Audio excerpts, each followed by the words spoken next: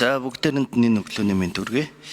За энэ ажлын хэсэгт орж ажилласан. Тэгээд бид нар бол тухайн үед бол одоо Прүвдоо гişүн бид нар бол ярьж ирсэн. Энэ санал авах за нэгдүгээр нийслэл бол энэ эрхээ хэрэгжүүлэх бүрэн эрхтэй.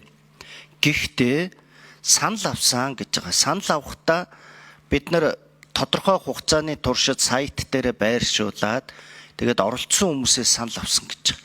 Тэгээд тэр үед асуусан шүү дээ. Хэдэн хүн энэ санал хураалтанд орсон нийслэлийг төлөөлж нийслэлд байгаа тэр 900 мянган тээврийн хэрэгсэлтэй иргэдийг төлөөлж хэдэн хүн орсон. Энэ орсон хүмүүсээс яагаад 2хан хүний саналаар шийдсэн байгаа шүү дээ энэ асуудал чинь.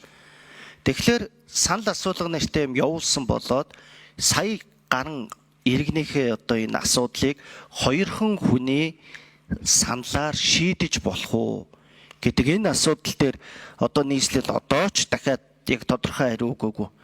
Энд чинь иргэдийнхээ карманаас хулгай хийж байгаа асуудал байгаа шүү дээ. Нэмж болно. За хуулийн хүрээнд тэд нар эрх мэдлийг хэрэгжүүлж болно. Гэхдээ хуулийн хүрээнд ч энэ зөвхөн хуулийн хүрээнд байх ёстой.